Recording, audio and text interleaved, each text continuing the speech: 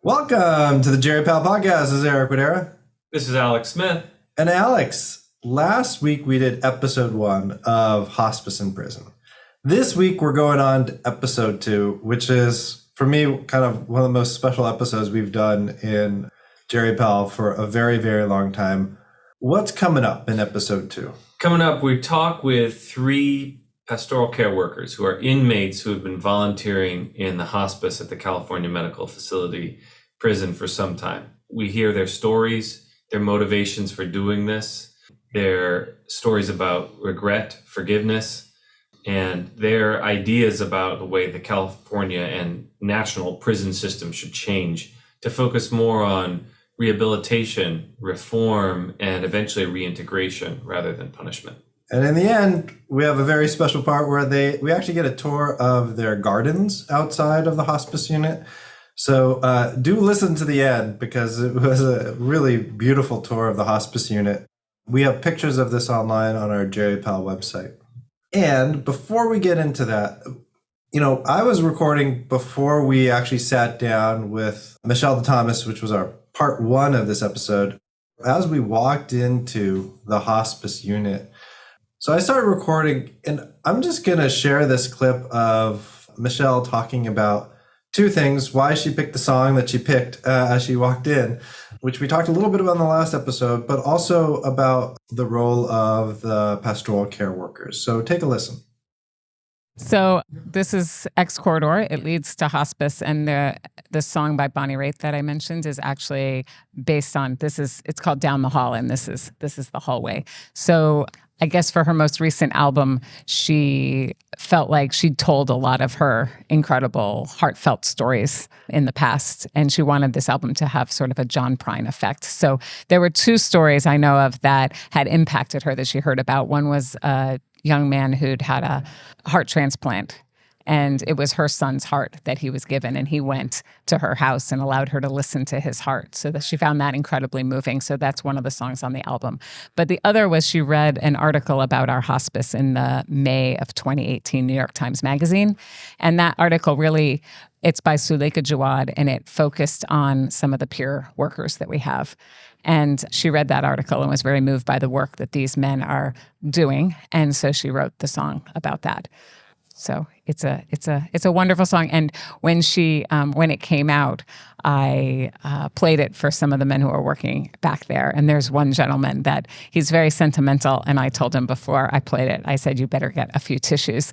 And he did. And then by the end, he had his head on the table and he had tears running down his face. So, I actually shared that story with Bonnie's manager, and she just thought it was pretty cool that the whole thing had come from full circle, the song that she was inspired by them, and then they were so moved by the song that she wrote.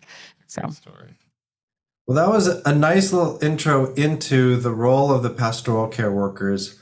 Let's go on to hear their story. Thank you all 3 for being with us today for this podcast. Maybe I can get each of your names real quick.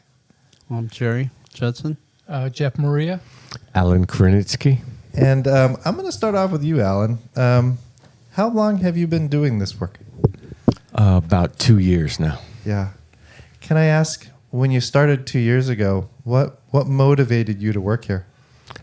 For me personally, I've had HIV for over 30 years, over 35 years. So I go back to the AIDS crisis when it was a death sentence, and it was horrible. And back then, mostly we took care of each other in the cells, and it was like a family thing. There was no race or creed or anything. AIDS didn't know any color or creed, so it was a family thing. We all took care of each other. And I was here in 93.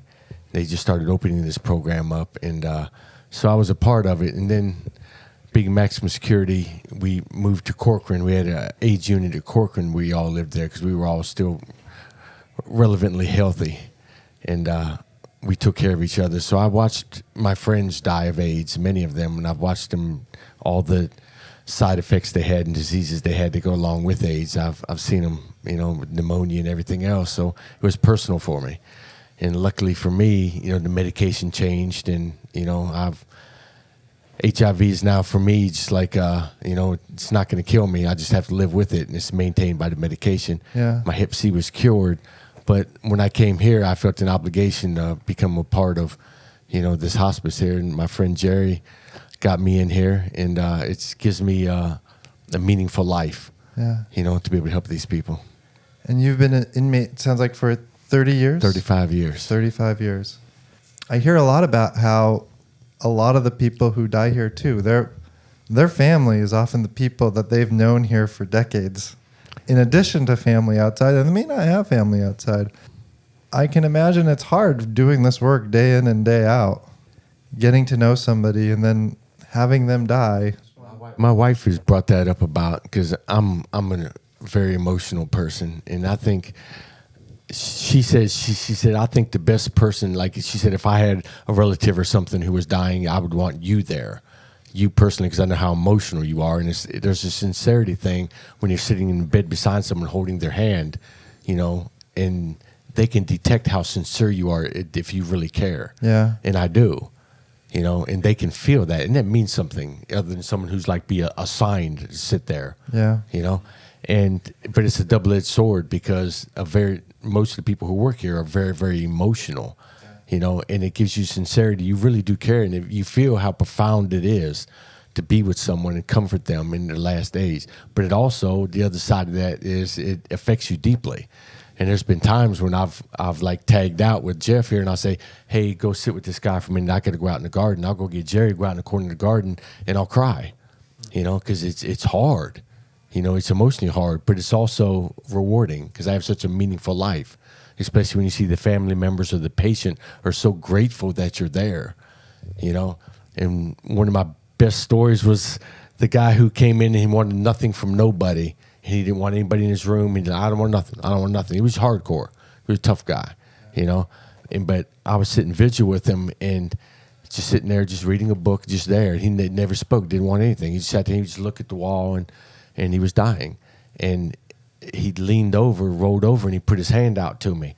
And he kind of looked past me, and he looked away, but he kept his hand out, And I'm not sure what he wanted. It looked like he wanted me to grab his hand or something, so I grabbed his hand, and he squeezed my hand really, really hard, hard as he could. And then he turned his head toward the wall and closed his eyes, but he kept a hold of my hand, squeezing it hard. And he passed away not long after that. Mm-hmm. And it was just like, if I hadn't have been there, he wouldn't have had that opportunity, So that touches you. Yeah, I'm feeling touched right now. I also wonder, so I do hospice work too. I'm there with individuals who are dying. I work at the VA. Really hard days. And you don't have to answer this question if it's too much. Really hard days, like, it's hard. I go home. I can just tune it out, do something else, maybe even have like a glass of wine or something. I can imagine it's hard going from this unit back to the cell that you're living in. Is it? Yeah, but the way I get around that is, I spend most of my time here. Yeah. 7 days a week. And I look at that as I live in the dorm and I sleep in the bed. And it's just a bed to sleep in. Yeah. I spend all my time here, and it's a family environment. It becomes like a big family here. And from that family, do you feel like you get the spiritual, emotional support? Oh, I do. My closest people I am. I don't even. There's people in my dorm. People say, "Hey, you know that guy over there?" I'm like, "No." He's in your dorm. I'm like, "I'm never there. I don't know who those people are. Yeah. I know my guy who sleeps above me and each side of me. And that's it. I don't interact with them. I go home at 9:00 at night. Yeah. And I got to go to bed at 9:30. Yeah. So I get in bed and I'm asleep at 9:30, and I'm out. I don't associate. The people I associate with are right here. These are my best friends right here, Jerry and Jeff and Hite and Brian, and they're my family, and the patients here and the doctors and the nurses, and this is my family who I spend my time with. And Jerry, how long have you been doing this work for?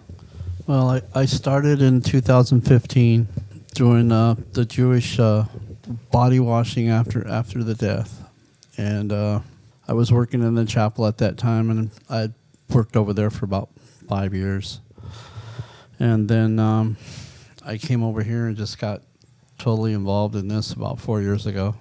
What do you think kind of got you involved? Like, what about this place kept you here? Well, Kept you here? I mean, for me, it's about like I may have not chose this to be my community, but I chose the actions that led this to be my community. And I've always looked to try to help people spiritually to better themselves through spirituality. And who more needs help than in the end of life care? So that's when I jumped into this all the way. Yeah. And when you think about your work over the last 4 years, well, I'll turn it over to Alex the question. There's got to be a lot of things that are very rewarding that are keeping you here. I'm wondering if you're willing to share what makes it tough. What makes it tough? Yeah. Well, like you were talking about earlier, you know, when you get to know these guys, and we just lost a guy that had been here for 2 years. And when you know somebody and care for them for 2 years, and then you turn around and lose them, it can be kind of trying, you know, it can be hard. Mm-hmm. But it's the other things, like just the other day when we had somebody on vigil and a family member came in, and they called the next day to talk to the chaplain and stuff, and they told the chaplain how appreciative they were and how much they could see that the people that were here with their loved one actually really cared about their loved one. And they didn't feel that they would have made it as long as they had if they hadn't been in an environment with so much love and so much caring and being taken care of in the fashion that they were. Mm-hmm. So that makes it worth it. Yeah. Jerry, I want to go back to the story that you were telling at the beginning when you first got involved. You said that you were washing the body. Is this part of a Jewish ritual? It's part of a Jewish ritual, yes. It's called Tahara. Tahara. And you yourself are Jewish? Yes. And I wonder to what extent you feel you are able to practice your religion here, or spiritual practice, and what extent you're able to help the people in hospice practice their Jewish, for those who are Jewish here, or other faith traditions, practice their beliefs. That's one thing we're really big on, is making sure that their religious needs are met and that they're respected, and to try to just help them in any way we can with honoring that. Mm-hmm. Yeah. And I wanted to ask maybe each of you, I don't know, if maybe I'll turn to, would it be all right if I talk to Jeff? Jeff, how long have you been working here? I've been doing this since 2014. 2014. And how long have you been in the California prison system?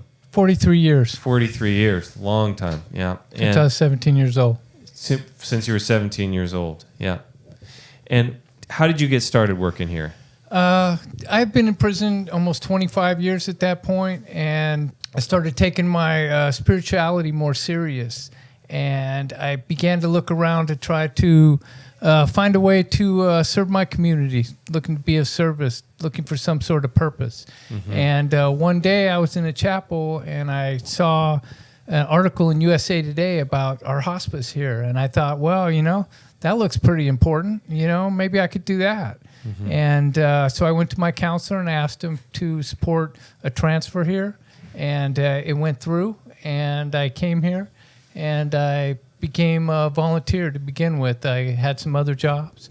I was a principal clerk for about 5 years, and I would come over here after work at night and every day, pretty much, mm-hmm. for 5 years, 6 years. Then I came to work here full time. Yeah. And what do you find, Jeff, rewarding about working in the hospice? Well, you know, a lot of people think that, or people ask me in the community here about, you know, you're working with people that are dying. They're always mentioning dying, these people. And I don't really look at it like that. To tell you the truth, I look at it as I'm trying to help them live. Mm-hmm. You know, some of these guys are here for a year, sometimes longer, sometimes only a week. Mm-hmm.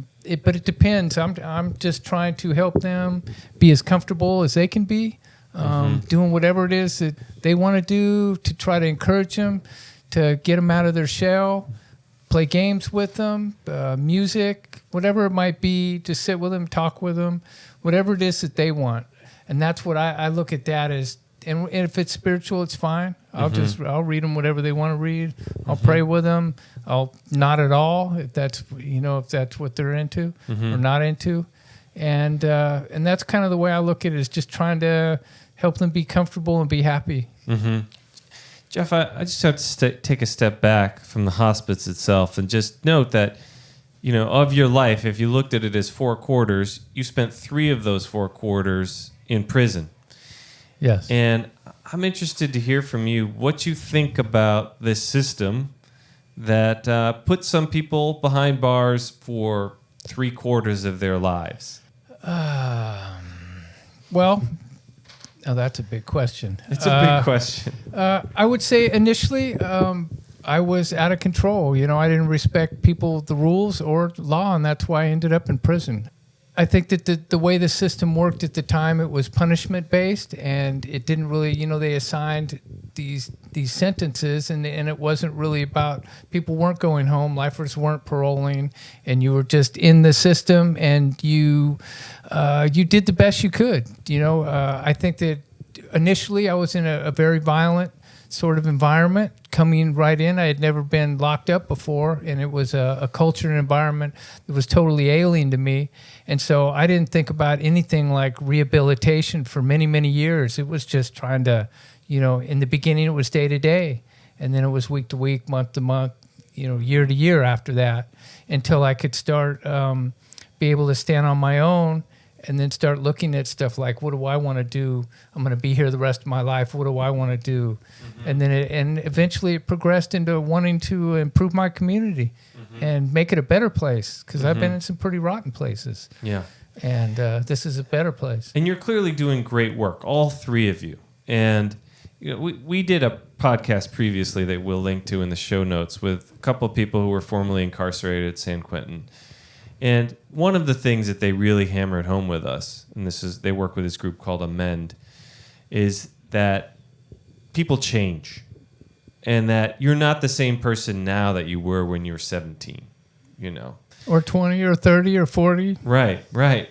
And you're doing incredible, generous work here in the hospice. Ought that count for something as people are considering whether you should be let out of this facility? Go ahead. I was going to say, I think that we are who we are, and I think that everybody's capable of change. The idea that you're not capable of change is untrue. It's a myth. People can change if they want to change, and if given the opportunities. And I've been given opportunities that I was able to take advantage of.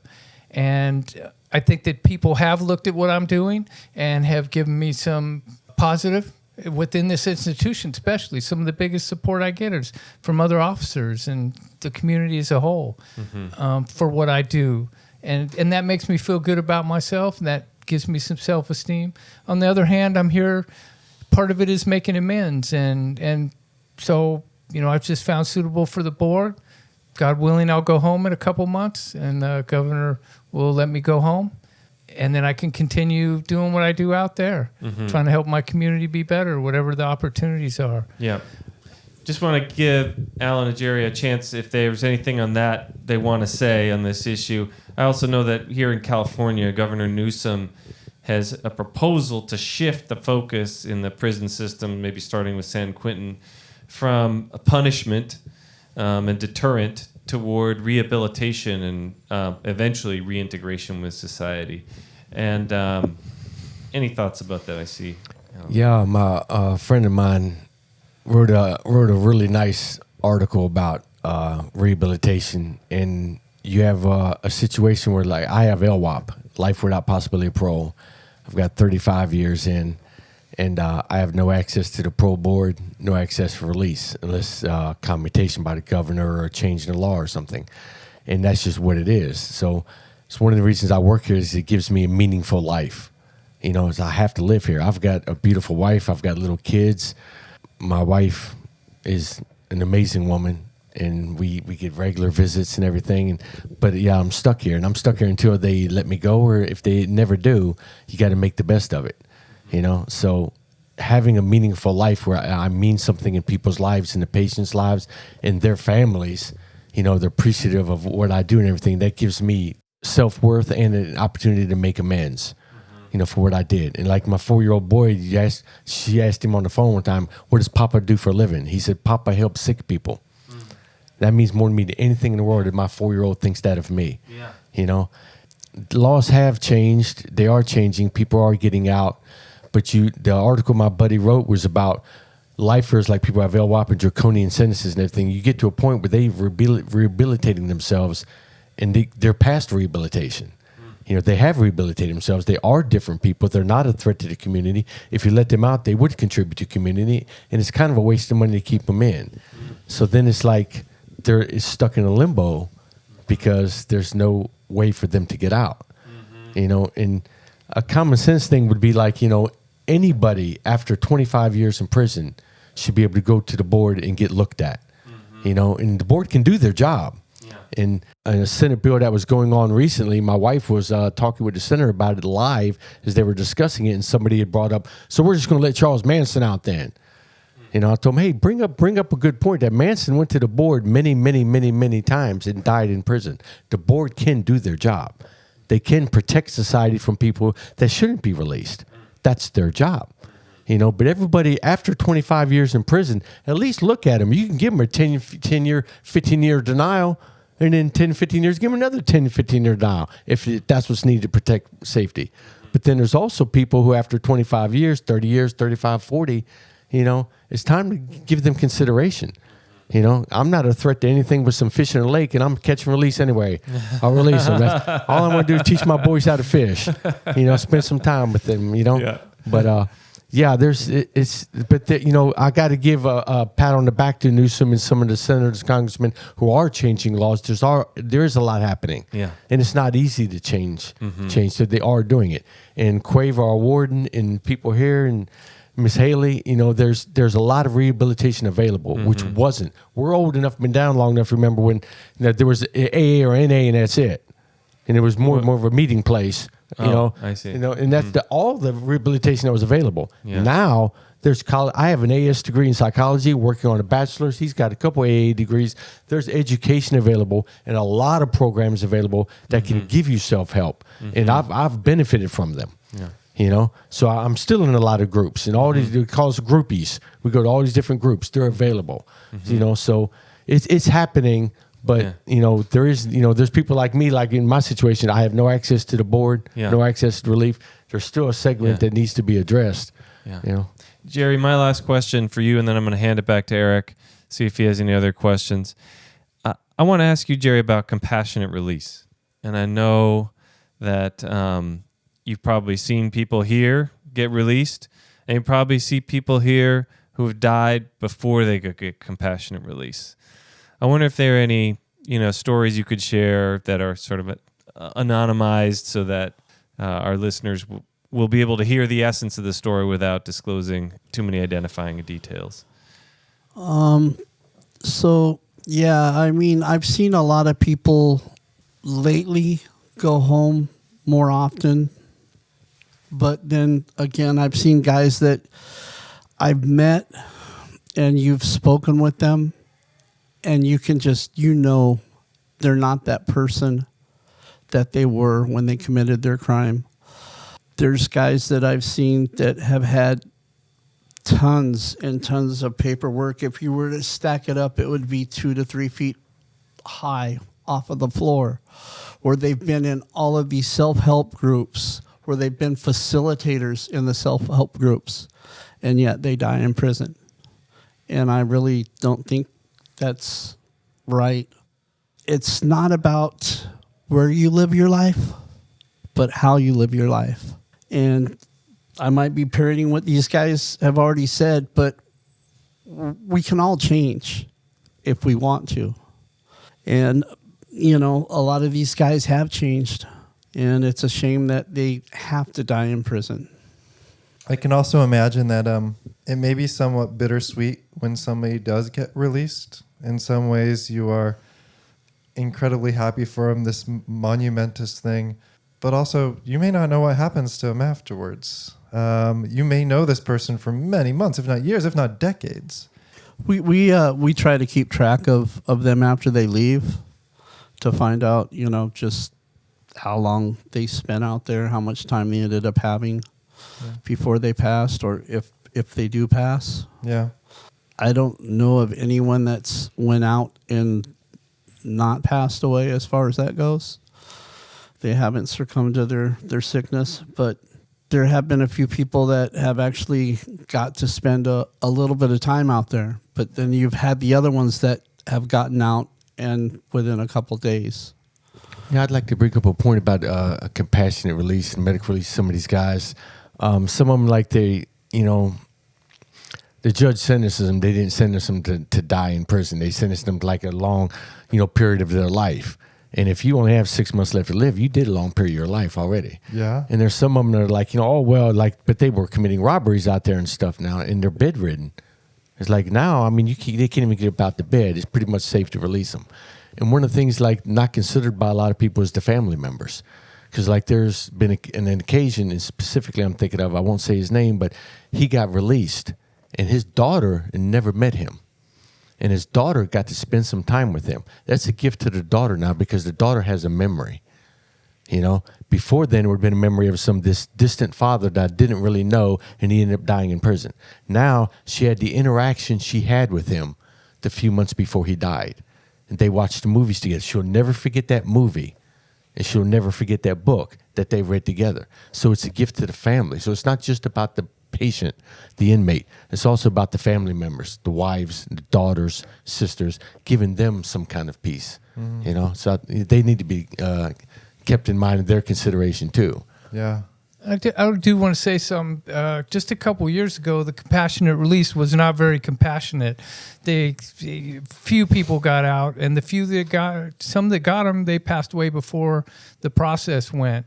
And Department of Corrections has streamlined it considerably. We've had some bills, a recent bill that also helped to streamline it. And so now it goes directly to the judge after the CDC looks at the medical issue of it, certifies it that they meet a certain standard, then it goes right to the judge.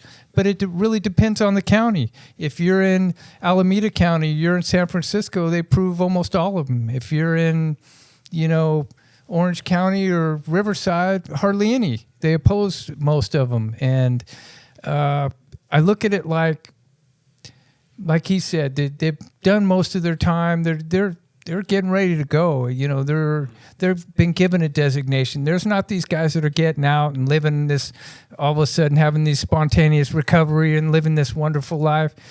The average is a couple weeks, a month, by the time, and they get to spend it with their family. And I understand that most of them have done terrible things, harmed other people. And I think it's about like it says, compassion and mercy.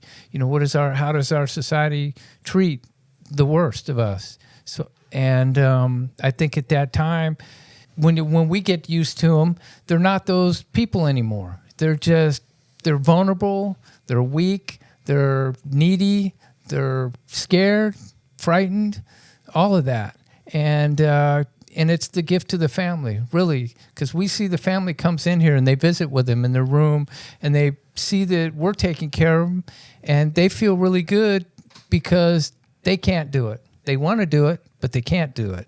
Those situations, it's really good where they can get out and they can spend that little bit of time and feel good, and die peacefully. Yeah. Can I ask a couple? Do you guys have a little bit more time that I can ask some more questions? I've got all kinds of time. More than you know. Yeah. So, Jeff, what does a day in the life for you look like? I do a little bit more things than these guys. Yeah. They're here longer than I am. I'll get up at 5 o'clock. I have a puppy that right now I'm in the dog program, so I do dog training for a couple hours. And then I go to G1 and I work with a patient over there that has G1 is what? G1 is a hospital wing. Okay. And so he has a lot of needs and takes up a lot of time. And so I'm able to go and kind of relieve the nurses by helping him with things that they would otherwise have to help that aren't necessarily nurses' duties.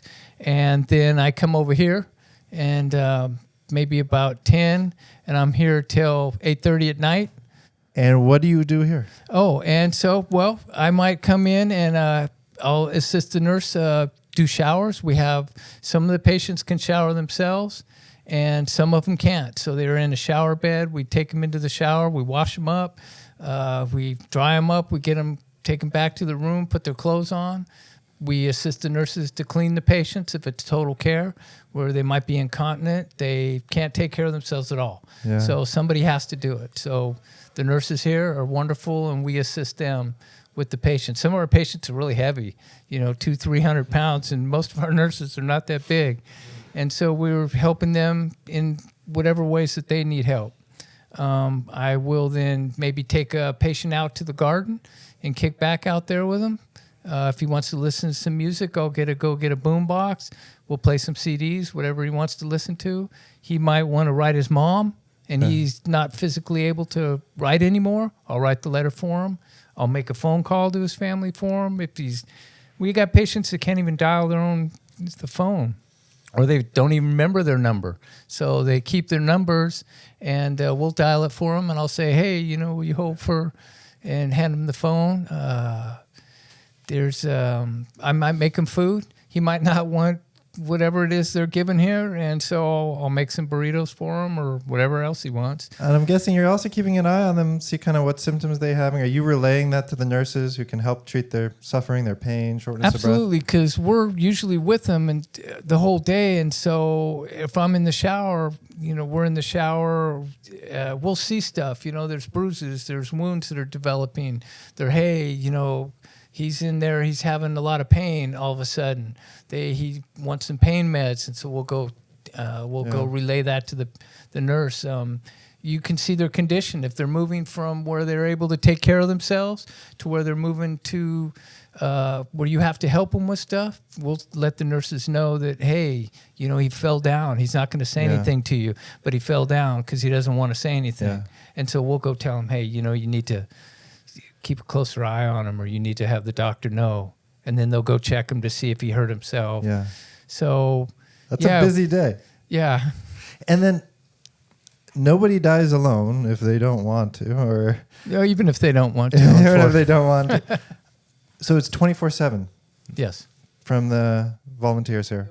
There'll be a guy here all night as well.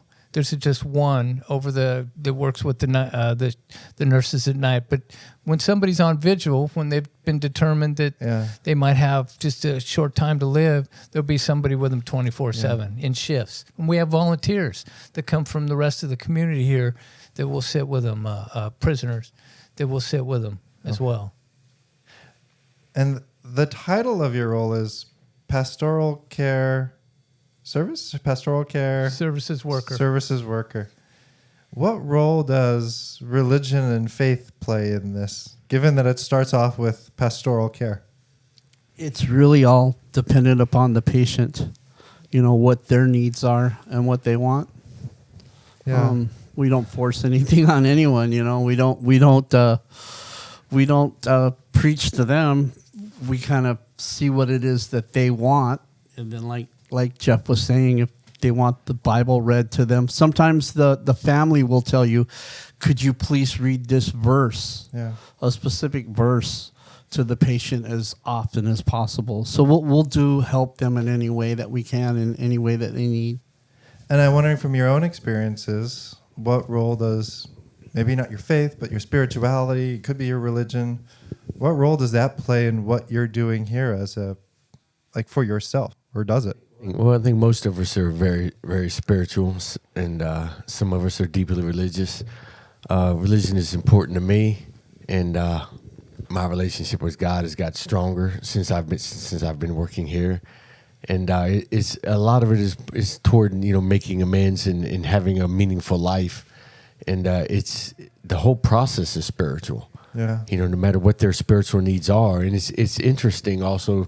People coming in with different spiritual needs, and we have a volunteer community of volunteers we can reach out to, specifically who have different experience in different religious aspects, different religious denominations we can rely on. It's like, oh, this person's Buddhist, so who do we have who's Buddhist? Call them in, and they can sit with them. Yeah. So we have the resources, to respect each person's religious needs, and it's always like, what do they need? And that may change week to week that they're in here. What do they need? How much of it do they need? Yeah. And I look at that too. The whole thing for me in many ways is spiritual, and I'm a Christian, and I believe that this is, it's about service. It's about acts. It's not about what I say, it's about what I do.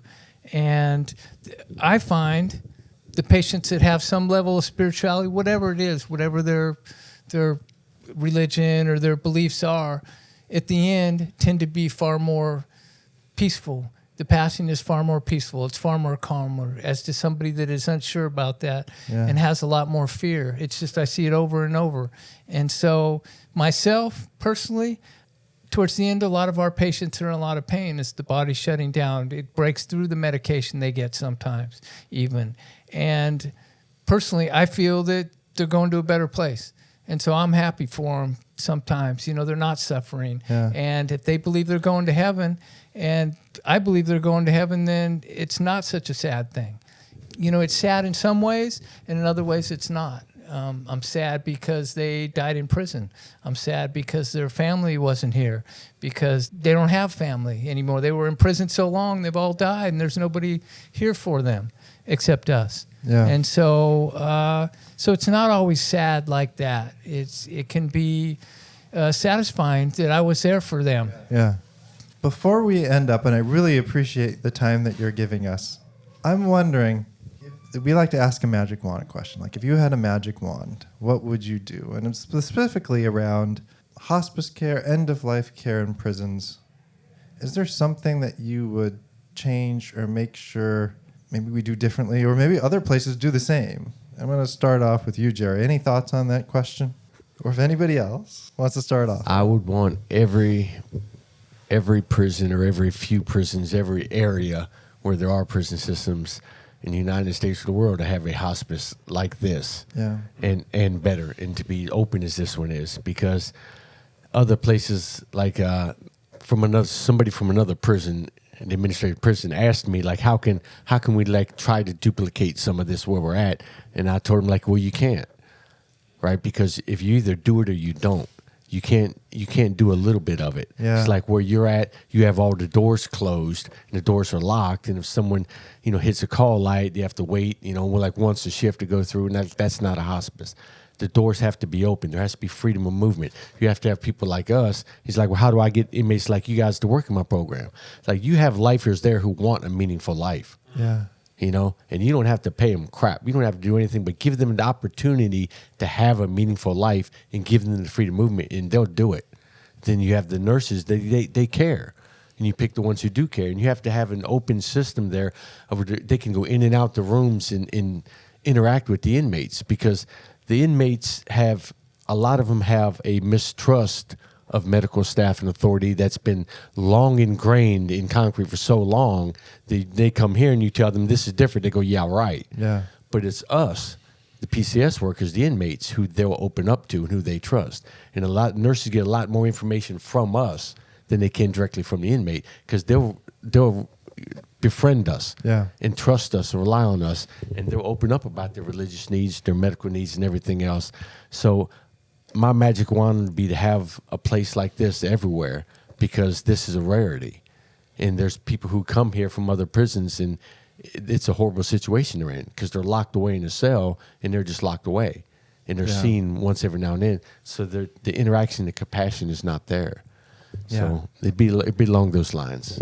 Jeff? I think I would want them all to get a compassionate release. I'd want them all to be treated equally, and not so much, because here it depends. If you're a lifer or if you've committed a certain crime, you probably are not going to get your compassionate release. But if you've done something else, you can. And it doesn't have anything to do with their medical. It doesn't have anything to do with their condition, because they all have the same issues. But depending on the crime or where they're from, they either get it or they don't. Yeah. And it's like a lottery. And I wish it was more fair and more even for everybody. That's my magic wand. Okay, Jerry, going back to you. You got a magic wand. What would you use it on? I would really like to just see the pain stopped. I mean, it's hard to sit there and watch a patient go through pain. Yeah. This is a place where, sure, they treat that more than they would in other areas, but there's still so much pain that we have to see day in and day out. Yeah. If I could take it away, that would be the one thing I would really love to do. Well, I want to thank all of you for joining us. I mean, just being here very shortly, it's very obvious that the work that you do does reduce pain. And when we think about pain, it's the existential, it's the spiritual, it's the social. And I also think that there are a lot of people outside of these walls of this prison that they may not know, but they're often searching for meaning and purpose, and the stuff that you do, it just resonates over and over again. The theme of meaning and purpose in this role, in this job that you do as a PCS worker. I was wondering, is it okay at the end of a podcast, we usually have Alex sing a song, and Alex is going to sing, what's the name of the song again, Alex? Down the Hall by Bonnie Raitt. Oh, my Lord. Okay. We know that one. We know that song very well. Just going to do the last few verses here.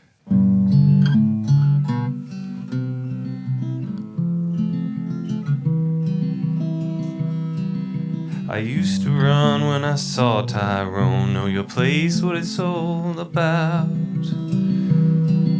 Now he's doubled up in pain and cancer eaten from the inside out.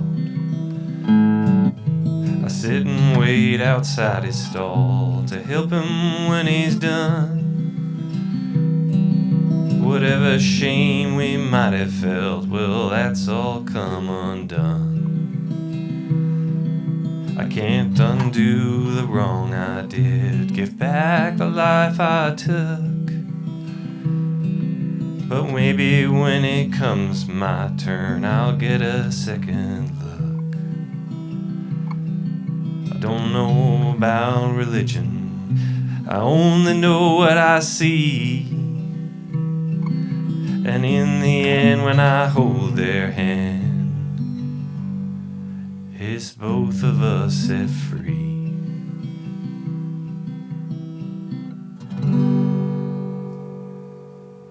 Thank you again. Well, a very special ending to this podcast is that we had what was a really fascinating tour of the gardens for the hospice unit. You can go online to take a look at the picture, but we just wanted to record it and show you kind of what we heard as we did the garden tour together with one of the pastoral care workers. And just of note, you can see our pictures if you go to the YouTube website. You can see this is a magnificent, beautiful garden space. And it's all the more poignant because it's framed by this giant fence with barbed wire at the top. So it's this constant reminder of where you are and that for these dying patients, this is dying in the prison setting. So that's that. This is called red hot poker, and the hummingbirds like this. Right here, that plant. And next to it is sage. Next to that is your jasmine. How long you been interested in gardening? As soon as they opened this garden up in 2018. How long have you been here? I've been here since 1998. How long have you been helping here in the hospice unit? For about 12 years. Prior to this, I worked at the Blind Project, or the VOV, Volunteers of Vacaville, a master brailler, and repairing the braillers for the visually impaired people. And then I was attracted to this place. They needed a clerk, and I became the coordinator, then for back here and working with the patients. What attracted you? I think it's service. The heart and service, because over there I was doing the same thing, a service to the community with visually impaired people for their brailling, and you have the individual here who needs end-of-life care, who needs this service as well. Do the hospice patients ever eat the fruit and the stuff that you make here? Yes, they do, especially the stuff in the bins that we're growing for them. That'll be the peppers, that'll be the radishes, the carrots. Down at the other end are the tomatoes and the beans. So everything that we're growing here is available for the patient if they would like it. Well, thank you for your tour. Oh, we've still got some more. This here is a desert willow.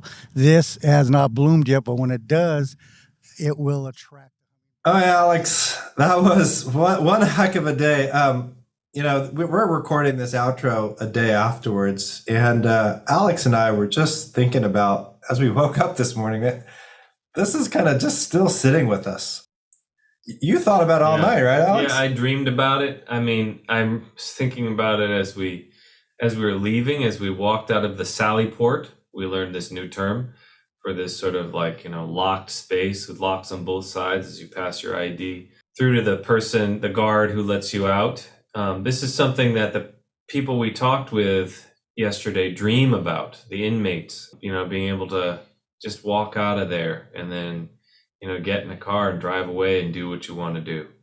I just incredibly, that thought of spending, thinking about Jeff, who spent 47 years in prison after doing something when he was 17 years old. That's just incredible. And as you noted, the deep satisfaction and sense of meaning they get from the work they do in the hospice. That's their relief. Whereas for us, often we're exhausted at the end of the day. We leave, we go home, we have a glass of wine, we decompress. That's our decompression as we leave a really rough day. It's fascinating that my rough day is their decompression. It's their way to get out of, where their cell is and into the hospice unit. And for them, that brings them meaning. Yeah, charges them up. With that, we'll end. We're not going to do our usual kind of request to support the Jerry Powell podcast. I'd like to just say, support the cause of this. Listen to the podcast and do what you can to help these people, especially those who are dying in prison.